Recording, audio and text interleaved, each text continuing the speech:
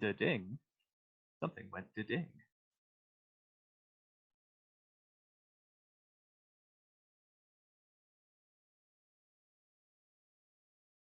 Okay. I'm going to join in on Zoom on my other computer. See, I can see what everyone else is seeing.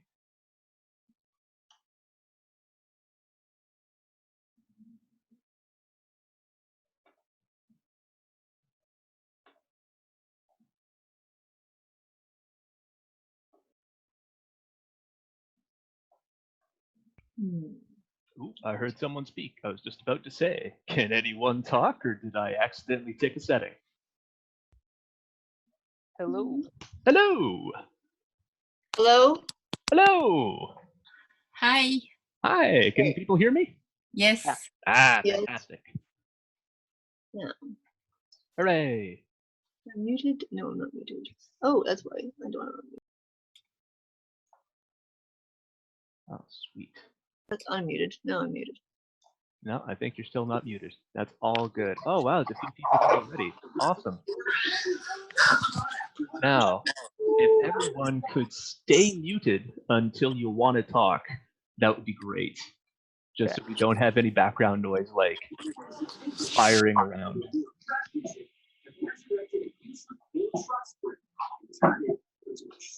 And you can know you're muted because it should actually say on the little headphone thing. All right. Let me see here. Who's not muted? Oh, wait. I think Aslan just muted herself. Awesome. Sweet. And other than that, if you want to talk, unmute yourself and talk because this may as well be informal. So whenever you got a question, unmute, ask away. It's all good. And I got the chat opening. Nice.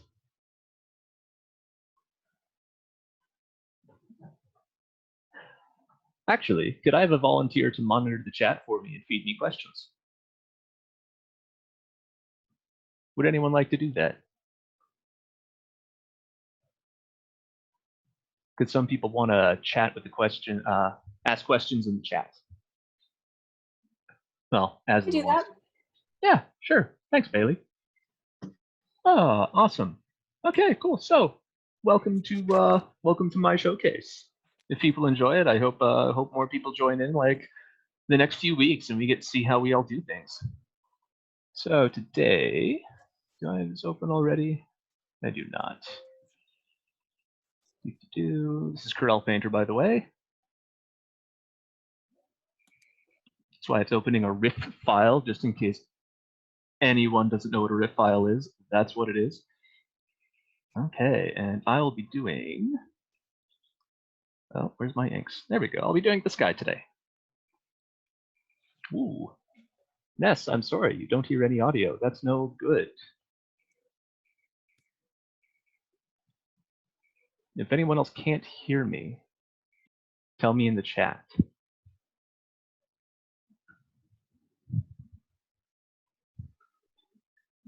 All right. So, just like everyone else, I start out with a thumbnail. And I start with the thumbnail template. I know some people don't like to do that, but I find it comforting. I like to have these nice blank squares. And what I do with my thumbnails, it really depends. Sometimes if I'm just doing a couple of figures on a background, I'll start with my a nice sketchy pencil, and I'll just do figures. Super simple gestural figures to see what the figures are going to be doing, kind of what position they're going to be in, and where they are in space.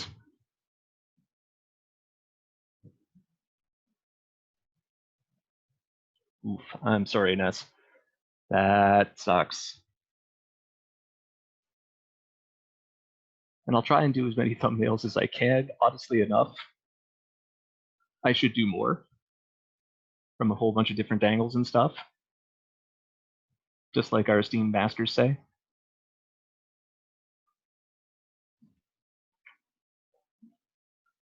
but I just can't bring myself to do it. It's just not something I can do a lot of. It's something I definitely need to practice. It may just be easier for everyone who can't hear me to watch the recorded version because there will be a recorded version.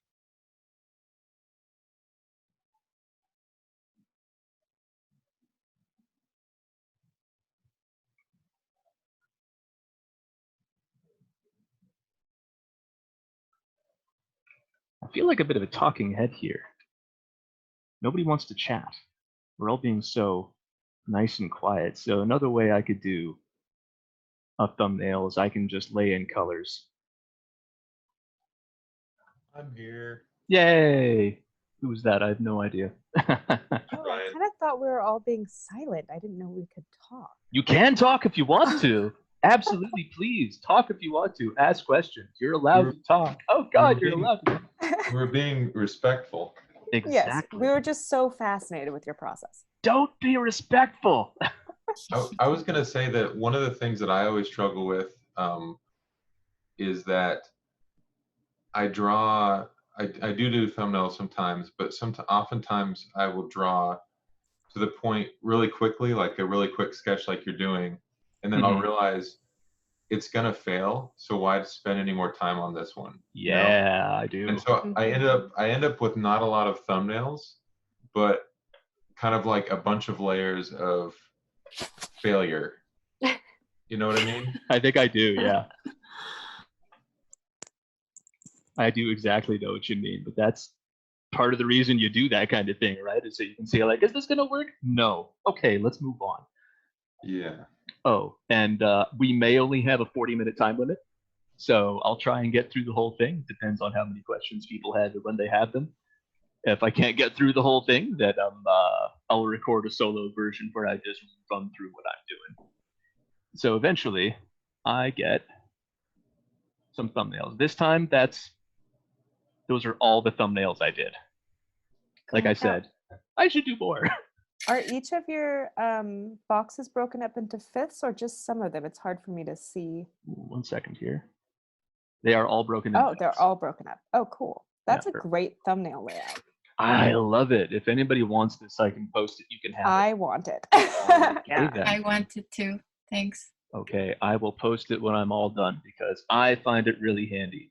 Some people don't like it. Like I said, I think Lee White doesn't use a template at all. He just like scribbles, and it works for him. Why do you use Corel? I use Corel because when I was shopping around for some software to buy, it was before Adobe did its subscription, and so it was well over $1,000. So I could spend a few hundred on Corel or a lot on Adobe. So I did Corel. Pretty good reason. Yeah. All right. So, and then what I do is I take one of the thumbnails that I like. If I remember correctly, I used, 1 second here. There we go. Final thumbs. This guy. And I'm gonna give it a copy paste, and I'm gonna blow it up.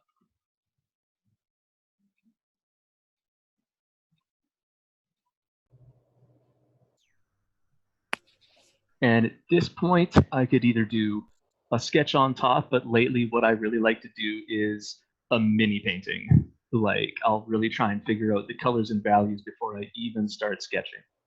So I'm going to turn off my process there that I'm using to remind myself.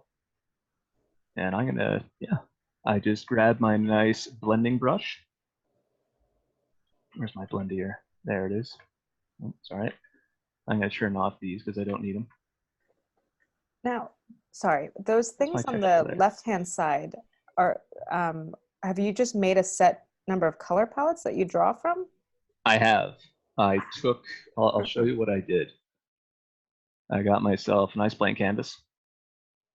And I got myself a nice couple of brushes that lay down a flat opacity and a nice blending brush.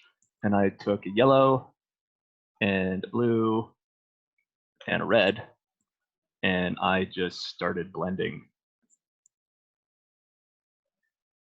until I got a nice set of like greens and oranges. And eventually, I got this. Wow, that's awesome. It works really well because then you start out with a color harmony. Color harmony has been like the biggest thing I haven't been able to get a hold of, and Yeah, that I really struggle helps. with colors. Like colors just don't work in my brain. This will help if you use this limited palette you make for yourself. You will, as your local color, like when you lay down colors with it, it'll help. Okay. All right, it will absolutely help. When you're working with color, do you guys worry much about what's going to print though?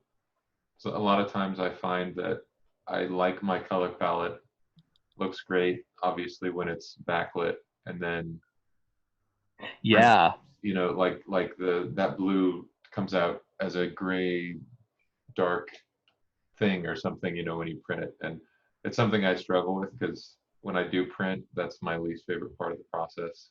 I do Tend know to what you bear mean. in mind that you generally have to brighten and lighten the image by like 10%, because it does get darker and grayed out when it prints. Yeah. That's true. And Yeah. I'll even up the saturation a little bit when I go for printing, because again, most printers will kind of suck the life out of the colors. Yeah. Buy yourself a cheap little printer. That's what I have. It gives me I can print off a couple of test copies, and it'll give me a good idea. Oh, and I forgot a very important part of my process. I throw in a texture overlay right away. So what I do is I've got a special texture I use. I made it, and I just go fill, texture, done, and I set Oh, it to that's an how people do overlay. that. I set it to an Oh, overlay of cool. 25, and you can see that it's got a nice texture Yeah. going on Mhm. there, right? I Off, was spending like a on. good 2 hours trying to figure out how the hell people texture things, and it never looks right. If you want my textures, I'll be happy to give you my textures too. Did you make them, or were they just like in the app? Some of them were in the app, and some of them I found that what I did, instead of just using the stock ones, I took a whole bunch and kind of blended them together Mm. until I got something I liked. What So you it's can not like, yeah. Another nice way to work, just so you can have a variety, is you can go ahead and scan, like do watercolor washes, just big, Yeah. bold watercolor washes, scan them and overlay them on top Mhm. of any of your digital work. That's what I've been doing, actually. If we go to my texture library, you can see here I've got some homemade watercolor textures Oh, awesome. that I can throw in. They're really nice for like spot blotches and stuff like that. Cool. It's fantastic. I love them. Now, you put the texture overlay on seemingly pretty early. Does that alter your colors at all, do you It find? It does a little bit if you select color from the canvas, Mm-hmm. but when you're laying down color from a color palette you've got on the side here, Mm-hmm. it doesn't matter. Gotcha. Yeah. That's pretty clever. It seems to work. Hi, Hello. this Hello. is Mara. I just sent the link to Simona Seccarelli, Oh, fantastic. Color for Illustration Part 2. She explains color really well. It's worth checking it Oh out. yeah, Simona's color is amazing. Oh, fun. Thank you. Yeah, and she's got a really nice way of going about things. Like she goes into like the psychology of color picking too, doesn't she? I don't know. She's a scientist of something, but I don't know what. Color scientist. Color scientist. Yeah, Maybe. no, No, she's really good. she is really great. I remember watching that video, and I might go back and watch it again because I'm sure a lot of it just kind of flew over my head. Yeah, I'm gonna have to do that. Thank you. Yes, thank you. She All has 2 videos. I'm sending you the second one, but you can check the other one. But the second one is like perfect for what we're doing. Sure. Awesome. Thank you. All right, so eventually I've got my blown up thumb, and I've got a mini painting. And do I want to sketch? No, I'll just throw the sketch I did over top. And I will do a sketch over the mini painting, Mm-hmm. right? So I make sure that I've got my values and my colors and my shapes kind of laid in so that I can tell what it's going to look like even without lines. And it all reads. And then I will sketch. That really helps me keep the values in order. All right. And at this point, what I'll do is I'll actually take this mini painting and I will open up my palette. Oh, first thing that I'm going to do is I'm just going to do a little screen snip here. I'm going to grab that image and I'm going to open up the file that I keep for my palette. He said misspelling palette. There we go. Cool. It's already there, but this is the thing that was on it before. Hmm. And so I'll put this little mini painting there. And I'll save it. I'll go over to my mixer. And I will open it. And that'll give me the image I want to work on just on the side here. So now I can color select from my mini painting without having to worry about having the image on the canvas or anything like that. Mm-hmm. So now I can pick colors from this guy if I really wanted to. There's smudge tools and stuff over here. I find those fairly useless though, so I don't use them. I don't know why I told you about them if I think they're useless. They're useless, but here's what they are. Okay. Question. Yes. So this color palette, I work with Photoshop. This could work, right? The same way. I can just put it in a different layer. Yeah, I don't see why not. The palette. Oh, okay. Yeah, absolutely. You can make yourself a palette and you can save it to a separate file in case you want to fiddle around with it.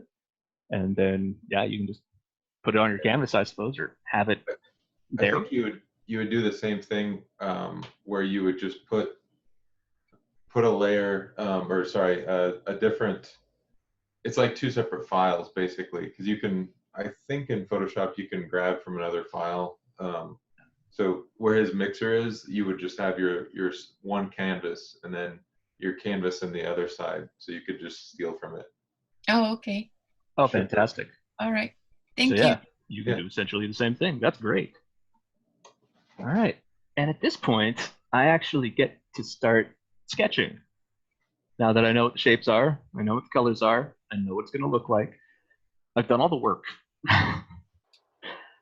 Now I can take my nice sharp sketching pencil, make sure I've got my nice smaller grain paper. Now, Photoshop brushes use like a paper texture in the brush, right? Like you load the paper texture into the brush and then the brush always uses that paper. Am I correct? Yes. Yes, you put the paper first and then, yes. Okay, cool. Painter's a little bit different because the brush doesn't have a paper texture built in. You can actually change the paper around whenever you want. So right now the brush could use any one of these papers here to produce a different effect. It's just it's not necessarily better or worse. It's just something you got to keep in mind with this software. There's a question on the chat saying, Question. I have a question about the texture overlay. Do you put it over the top and set it to multiply to get it to show through? I put it over the top and I set it to overlay at 25%. So a multiply would look like that. A multiply, the grays are there, right? The white is transparent and the grays are dark. With overlay, the grays are transparent and anything above or below neutral gray is darker and lighter. So with the multiply, you still get the texture, but it's dull and kind of dark, if you get what I mean. But if you stick it to overlay, then it's subtle, but it both lightens and darkens the image. Just zooming in there, you can see all the little bits and pieces going on there. I see. So if I were to stick it to multiply, it would look like this. And if it were 100% multiply, it would look like that.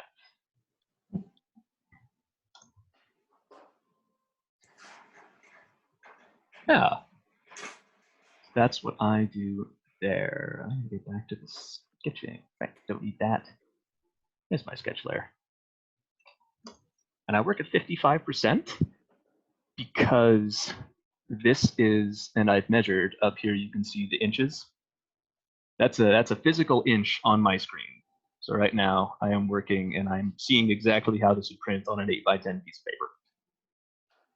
And do you find that you generally don't zoom in or zoom out? Do you keep it at this? I usually keep it at this until the very end when I need the details, Mm-hmm. but I'll keep it like this for as long as I can. Mm-hmm. I'll zoom out if I start working with color, but with line work, not so much. You ever find yourself putting too much down when you're zooming in? All the time. That's why I don't zoom in. That is literally the reason. Check. I wish Procreate had like a zoom percentage. I know. It's irritating, isn't it? Yeah, I end up zooming out and being like, that's too much detail. Yeah, I get really obsessive with Procreate. It's tough to tell. I've been trying to make Procreate act like this program, and it just doesn't work. Mm-hmm.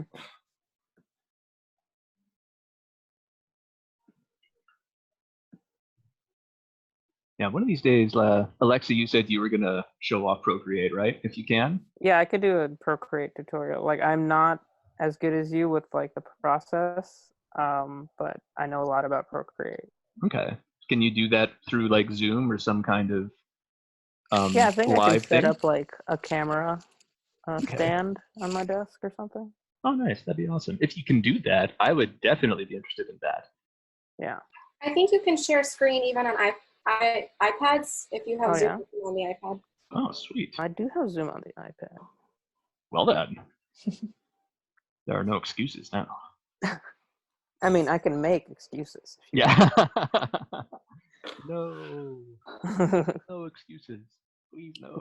Yeah, I'd be happy to show you Procreate. I know a lot about Procreate. Nice. I teach this- it at the Is Apple this too Store. loud? Nice. I beg your pardon? Is this too loud? No, it's not too loud at all. Okay, cool. You are fantastic. Hello, Josh. Hello. I actually forgot to say, my name's Braden, but you know that. All right. So Hello. eventually, hello. Who's that? Hi, this is Xin. Ah, Jin. Hello. Hi. Hi. Hi. I'm just curious. Do you guys print your artwork often? If I'm doing it for a client that's going to be printing it, yes. Yeah. Okay. Yeah. I have some issues with like painting digitally and then get it on paper. It's always like a surprise.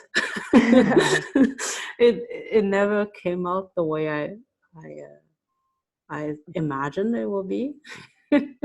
You paint it like like digitally? it's yeah, like I paint digitally, and then when the came out, I feel the size is awkward. Sometimes feel like even though it looks great on screen, but for some reason when it's on the paper, it just feels so different.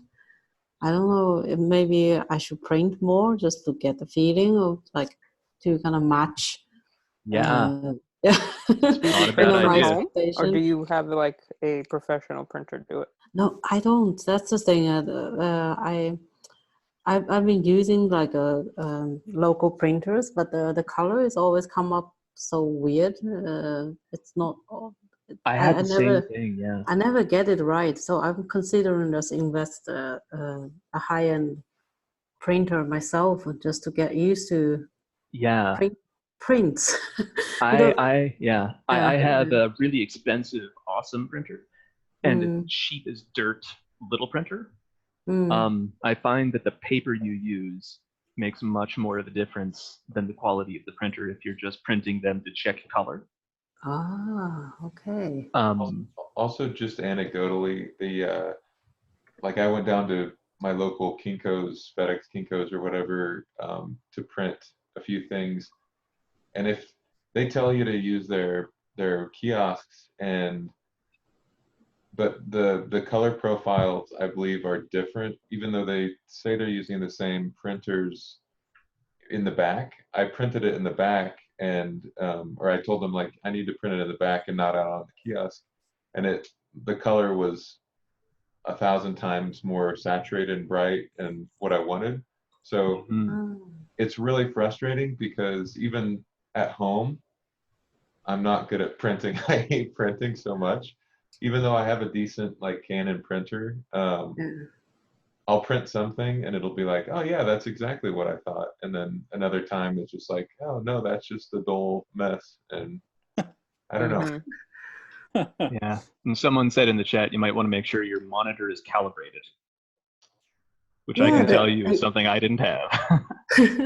I tried doing that for the last for the last book project, and it was a huge difference after the collaboration. I have actually had to sit down and do the color adjustment after the screen is calibrated. Oh wow. Was that the Norwegian lullabies that you did? Yeah. Awesome. Yeah, it was. I actually borrowed a professional calibrator to do that. I wish I could find one. Yeah, it costs like I don't know, $150 for the thing, but I don't know how often people do it. I mean, the guy I borrowed it from, he's a photographer. He told me he does it like every month to, Oh, wow. to check. Yeah, the office that I work in, we calibrate our computers almost like every week because we're doing digital art. Oh, neat. So we're just constantly calibrating. Okay. Yeah. Okay. Fair That's enough. something to think about it. Mm-hmm. Yeah, photographers also make a bit more money, it seems, for their work. It depends, I guess. Yeah. All right. Yeah, the range is pretty big. I mean, I've known photographers that don't make much at all, and then I've known photographers that make a ton, and the same thing's true on artists. It's just all over the map. Yep. It's who you know, and it's how good you are, and it's luck a bit. I'm in the lower part of that map. If you tell someone that you illustrated a children's book and they think that you're going to quit your job over it. Right. Had that once or twice. All right. So I'm now inking, and in case anyone's interested. And the only thing I really keep in mind when I'm inking is that I'm not using a pen. I'm using a really unforgiving pencil. Or I'm not using a pencil. I'm using a really forgiving pen. Both kind of work. And the only real thing I like to keep in mind while I'm inking is that I try to lay in the thick lines first. The shadow lines first. That's pretty smart. Because if I don't do that, then I won't have any reference point. Like, if I've got this nice thick line of the chest here already, then I'll have something to go by for the rest of the mouse, or rat, or whatever he is. The rest of the rodent. The shadow parts first. Yeah, the lines you want thickest first are what I put down first.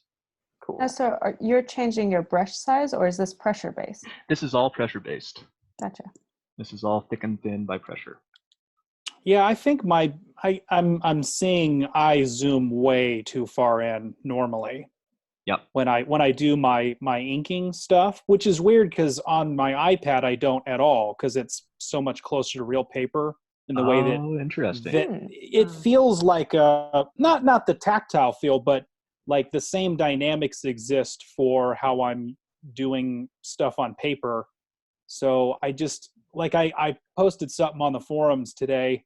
It was like I did the same drawing in Procreate and I did the same drawing in Photoshop, and it's so different.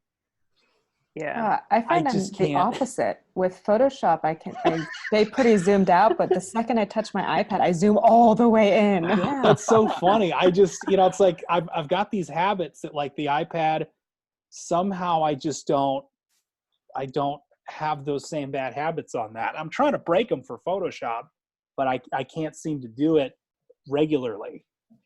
I getcha. Well, if you like I said, if you measure your screen and you figure out what zoom percentage is physical size, right? Then that's a good way to do it. It's like I this is actually what it would keep a print measuring tape next to my computer that I will check myself. Nice. That's probably why I keep Photoshop pretty realistic. Yeah. See, the brush you're using now looks and feels a lot like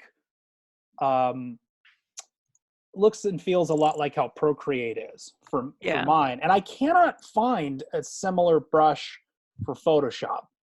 Interesting. I'm sure it exists. I wish I could help you, but Yeah, I mean, I've tried all of the ones in there's like the Kyle's Kyle. brushes? Yeah, so all his stuff is now bundled with Creative Cloud, so you get them all. And I Sorry, haven't go. found any that do the same behavior. interesting. Jake Parker posted a brush, and one of the, I can't remember if it was I think it was the drawing comics class Okay. on SVS. He put up a digital brush that you can download, and also a template for comics if you wanted to make comics. But Yeah, I'll check that out and see. I'm on the hunt now for like brushes. Like right now I'm trying to mimic brushes from Procreate and Photoshop, and it's a good idea. hard. I spent 3 Really days hard. trying to do that. I downloaded a bunch of brushes. I was trying to look through Procreate how to make brushes, and then like tried to figure it out on Photoshop. I couldn't make it work.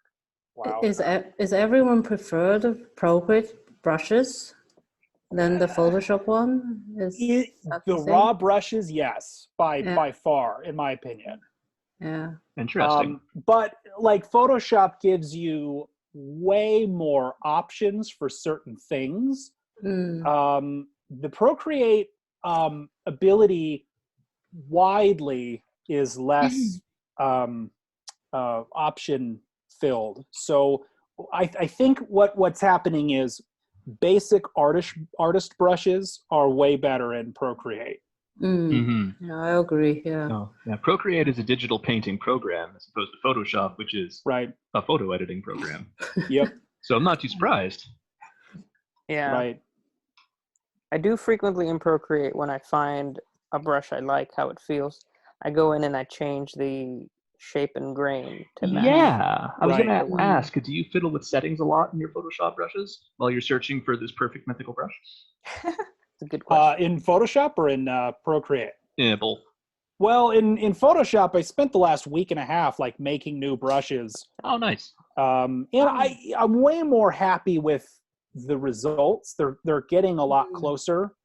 But like the one brush that I can't replicate, and I've gotten somewhat close, is there's a concrete texture smudge brush in Procreate that's just awesome. Okay. And you can't the way Smudge that brush. yeah, like Photoshop smudges, I don't think it's capable of doing that. Okay. I think I'm going to move on from the inks here because I think I've inked enough to show you how I ink, which is I ink. Sorry to make it super simple there. All right. And eventually I get something like that. Now this is with the color slightly changed, and you can see that I've actually done a little bit of detail over to the left here with like some fading rocks, because when I look at my color study, I know that that's what I've got going on back there. Who just screenshotted? Who steals my art? Oh, right. that was me. I wanted to see the line. I'm sorry. I'm kidding. I'm kidding.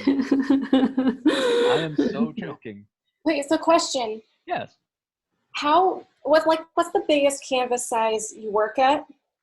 I usually work 8x10 at 300. Unless a client says, I want you to draw a 6 foot by 4 foot map at 200. So you actually work quite a lot smaller than I anticipated. Oh, interesting. Yeah. What's the size? I'm sorry.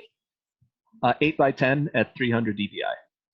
Yeah, yeah, 300 dpi. Yeah, that's a good size. Yeah. Decent anyways. Like, unless someone who's paying me money says, I want you to do something different. In which case I do something different. Are you working in RGB or CMYK? RGB. RGB. And then Yep. for CMYK will be for printing? Painter does not work with CMYK. Oh. Yes, it is an RGB. Do you convert it on Photoshop or anything? You don't I have to. haven't had to yet. Okay. No one's been too interested with that. All right. So at this point, I've got my lines and I've got my color steady. And so I'm going to take my awesome blendy brush here, my flat dab 2 blendier, and there's one setting I turn on and off, which is enhanced layer blending. Corel Painter loves things to blend. The brushes only work when you have things to blend. And when I turn off enhanced layer blending, it'll blend with the canvas in the background. That's the wrong color, Braden. Right? Braden? Yes. Okay, that makes way more sense at why I couldn't get it to do what I wanted. Okay, then. Braden, Yes. you did one color study already, or did you do several before you? This is just an example. This is just an example. I usually Okay. do a few color studies. Okay. I'll try as many as I need since I'm so bad at it. So you're just doing thumbnails, different small thumbnails with, small color swatches, right?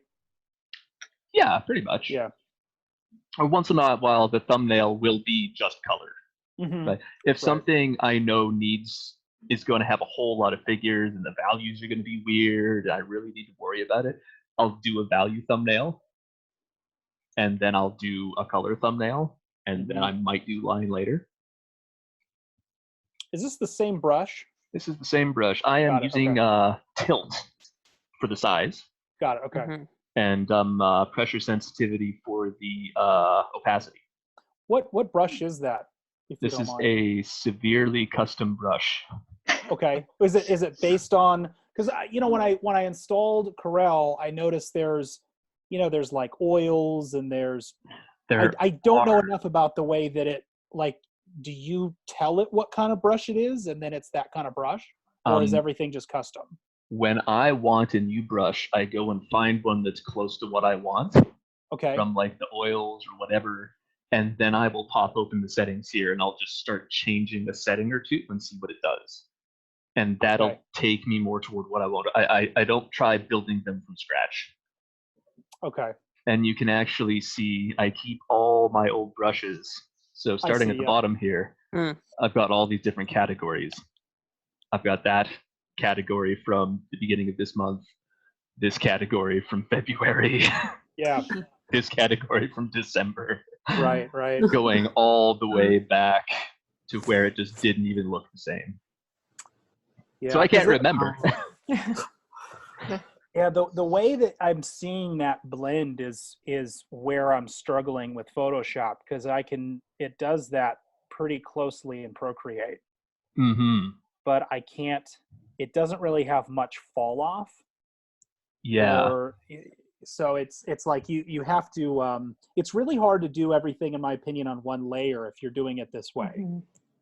Yeah, in Painter it's easy to do in one layer. Right. So like in Procreate, I'll only have one paint layer, and then I'll have like a sketch and a lines layer. Yeah, I get you. What do you use in order to get that blendy effect in Procreate? Is it just a brush, or do you use the blend tool? No, I don't use the blend tool. I use, hold on, let me grab it real quick. Okay. So I use like a custom wash brush a lot. And then what I'll do is I'll use that concrete smudge brush. Okay. To spread those out and really mix them out. Interesting. And when you spread them out, do you use it like as a regular brush as well? You don't do the blend again with that? I kind of go back and forth depending on like how much of that effect I wanted there. So like on clouds, usually it's just like one pass. I'll use like a broad bristle, like the flat brush, and I'll put down sort of like the basic initial shape, and then I'll work it into the rest of the paint with that smudge. Okay, cool. So when you paint all on one layer, what do you do about edge control between different items? Well, you can see that if I'm like, I don't like this fuzzy edge here, this mountain, you probably can't see what I'm doing there. So I'm going to pick the sky color, and I'm going to turn it so that my stylus is tilted so I've got a real sharp line. And I'm going to run it down that mountain, and I'm going to blend it out. Right, edge control on one layer for me has more to do with the brush than anything else. because at a wide, you can see that it's, oh man, I forgot to change my paper type. That's one problem with Painter. There we go. I'm supposed to be using a much thicker paper type like that. Oh, But anyways, at a wide brush, it's got spray. At a thin brush, it's still a little squiggly, but it's a much crisper line. So for edge control, that's what I use. Just the edge of the brush. I always find that I have a hard time getting rid of my million layers fetish in Procreate and Oh, Photoshop yeah, no. because I don't feel confident enough in all my decisions, and I Mhm. want to be able to go back and like reselect something, and make a mask out of that mountain or something really easily. I was that way for so long, and I spent 5 times the amount of time I do now trying to keep everything separate so I can edit it. But it's just so much easier to treat like you're painting over something with an oil brush. Mm-hmm. Just paint over top of it and call it a day. Cool. That's where I'm at right now. Yeah, yeah, I had a acrylic painting instructor at some point that was just like on traditional. It'd be like, just paint over it. Like finish a painting and then Yeah. just paint right over the top of it. I was always That's- told to be okay with throwing things away. Finish something Right. and then immediately chuck it out. chuck Yep. it. Hmm. Okay, so I've got my background Chuck it, you say. painted and my midground painted, and now I get to start laying in local color for the characters. Now, what I do here is I give myself a nice warm tone, and I've cut shapes for this. You can see that without inks, I've gone in and I've actually made masks for the characters. I'm not going to paint on the same layer for them. So I do a little bit of layer management, but not as much as some other people. So I've got my shapes cut with a nice warm, and then I'm going to select my local color. Let's start with Mr. Mouse here. I'm going to grab the same blendy brush. I'm going to reset it to default so that the enhanced layer blending is on. I can't remember why I do that, but it helps. And yeah, I'm going to start laying in local color on the same layer so that it blends with the brown. Why did you choose that color for your background? I mean, not the background, but this pinky color. It just seems to work for the most part. I change it up once in a while. I try to stay light so that things stay on the lighter side because I have a tendency to go way too dark. That's a good Like idea. sometimes I actually start with white. Braden, Yes. it also looks like a hairless rat color. Oh, it does look like a hairless rat color, doesn't it? True. Yeah. And if I start with white, it looks a bit more watercolory, honestly enough. At least I think so. And if I want to, I can zoom in here to get a bit of an easier color pick there. There we go. You can read your silhouette so well. That's really cool. That is all from the thumbnail. But anyways, I'm going to go back to the brown because, I don't know, it looks better with the brown in this. It's just nice warm sunlight, warms all the colors up. Makes sense to me. So this thing on the left, that's a Corel thing, and that's just like a palette holder. Yep, it's a Corel thing. It's just a palette holder. And there's a Okay. bunch of different, see, it's got restore bet. Here, I'll show you some of the other ones. Let's see what shares is like. There's one of the stock ones. I don't know who Jeremy Sutton is, but he certainly likes some interesting colors. John Malcolm apparently likes that. And Skip Allen is a wonderful minimalist. But if I wanted to, I could now take a mixed color tool and I could start mixing and blending. Mm-hmm.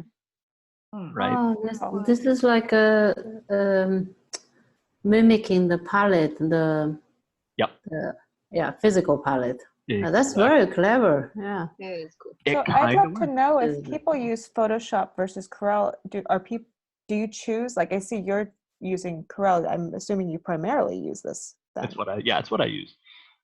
Do other people prefer this who have used both of them? Now I'm just intrigued. Probably not many. In fact, if I could go back in time and tell my younger self, learn Photoshop, that's what I'd do. Oh, okay. Because it is the industry standard. And if you learn how to paint with it, it can do more. Gotcha. When I was trying to do a webcomic, a lot of what I did with Painter was try to trick it into acting like Photoshop. Yeah. Right. But Yeah, I then once think- you realize it's for painting, things make a lot more sense.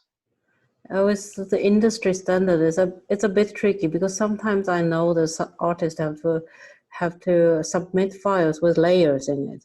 Yep. That like a PSD file with layers. That's crazy, but they do it in publishing world. I can actually save this to a Photoshop layer as long as there aren't too many layer effects. Okay. Yeah. Yeah. There are some layer types in Painter that aren't in Photoshop, like colorize for Painter is different than color in Photoshop. And so if you try to save a Photoshop file with try to save a Painter file that's a Photoshop file, but colorize, it won't work. It'll change it to a color layer and it'll look weird. I don't like Photoshop's color layer anyway. I really hate the way it works. It doesn't work. It doesn't quite work, does it? No, it messes the color up. Yeah. Yeah, colorize in Painter is actually pretty good. Like, yeah, it's good in this, and it's good in Autodesk Sketch. Oh, I haven't tried that. It's good. I mean, it's one of the programs I always recommend to people that don't have a lot of money and want a free program. It's really good for painting. Oh, fair enough. How much time do you think you spend on like the sketching and drawing versus the painting? The thumbnail and sketch and color study take most of the time. The inking and sketching take almost no time at all. And the coloring takes a bit. It doesn't take anywhere near as long as I think it does. Like, it seems like a long time, but I look up and it's only been like 10 minutes, if you get what I mean. All right, so what step are we on now? I got to speed this along a bit. All right. So we will have laid in our local color, as you can see. And I do a bit of like, I try to keep like local value changes in mind when I'm doing this before I start laying in value, like shading. There's two different ways I can do this. I can either have an overlay layer. This is an easy way to get shadows for me. I don't know how other people do it, but it's an overlay layer. Come on.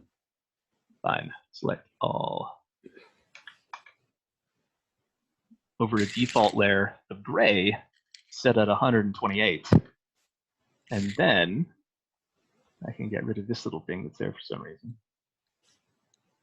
There we go. Color sets. I can go to below a neutral gray using my same brush, and it'll darken the tone underneath. Or I could even use a warm or cool darker gray. It looks like it's working the same way Multiply does, but I noticed there's Multiply in this too. Now this, it does right now, it's working the same way as Multiply, but if I wanted to, I could also pick a tone lighter than 128 and lighten things. So if I wanted to, I could do highlights. I prefer to pick my highlights though. And also, I find that if I use a Multiply layer over top, there's kind of a white ghost outline around everything. Okay. But if I do an overlay layer over a gray layer, not so much. Must be just a Painter thing. It may just be a Painter thing. It may not happen now since I don't use the magic wand tool or the selector or anything to pick my flats. Oh, I forgot to show you how I actually isolate my flats, but that's pretty easy to do with like a bunch of different tools. Oh, well. I do like the idea of doing both shadows and highlights with one layer. That's not really easy to do in Photoshop. You could do exactly the same thing I'm doing in Photoshop. But I don't think it reacts the same way on overlay if you wanted to do like a highlight versus a shadow. I think it does. Overlay over 128 lightens, under 128 darkens. When you're saying 128, what do you mean by that? If we go all the way down here to the saturation, sorry, not the saturation, the value, 128 is mid-value. It is neutral gray. It is the middle gray. That would be brightness in Procreate. Sorry, brightness in Procreate. No matter what hue or saturation you're at? Saturation is definitely matters. If I use a red on this gray layer, it'll tint everything red. If I use a blue, it'll tint everything blue. But if I use just a gray, it'll use the color information it has. That's awesome. It is pretty neat. I'm gonna have to play with that. Yeah, it's pretty cool. That's why I could give it a cool shadow instead of a warm shadow if I wanted to, right? I could use like a blue gray, and then I've got that nice blue shadow tone instead of the neutral gray one. All right. So that's how I can do shadows. Either that, or I can just pick and choose colors. I'm trending more toward just picking and choosing because it looks better. If I were going to do a webcomic, I'd use the overlay layer trick. Definitely. But if I'm just picking and choosing, I can say that's about 2 shades darker, and I can warm it up or cool it down, depending on what it look like. And I can make sure in my color study that I show that off. It's a much better way of doing things, I think. All right. So anyways, eventually, I end up with some painted flats. This is after I've gone in and I've flattened everything down, and I've picked highlights, if you get what I mean. I've gone in and just picked his little brown nose and gone, all right, and we're going to go lighter. He said lighter. There we go. And you're still using overlay for this? No, this is a default layer now.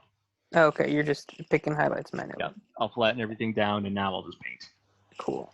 I was gonna say on the tip when you were adding an overlay of a bluish shadow. A lot of times I will use that trick to get a nice blended color, you know, with my underpainting, and then just color pick that color and do what you're saying. Like, so don't use it as an overlay. Just make a new layer with that. Yeah. Does that make sense? I think it does. When you flattened it, did you flatten the line art as well? I did not. I always keep my line art separate. That is something I cannot let go of. Absolutely cannot let go of. I just love line art. I just love line art so much. I don't want to mess it up. Yep, and basically all I do is kind of like say there should be more of an occlusion shadow here and more of a highlight here, and kind of try to push and pull everything into place without ruining the painting. And eventually, I put in little details. Now I'm just going to turn stuff. Actually, no, I'll do this. So you can see down at the bottom there, the grass doesn't quite look right. Right, it's just kind of jagged. So I will do a bit of painting over top of the inks now. And I'll throw it over top. Oops, wrong one. And I really only use these 2 brushes.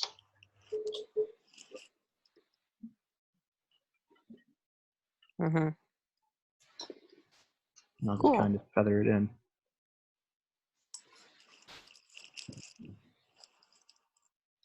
Yeah. This is when I do little environmental things like, what else did I do? So I threw in a bunch of grass over top. And I actually kind of faded out his ear with a bit of opaque white over top. If you look at the top left, just a little bit there. Like it's a super bright, hot, sunny day.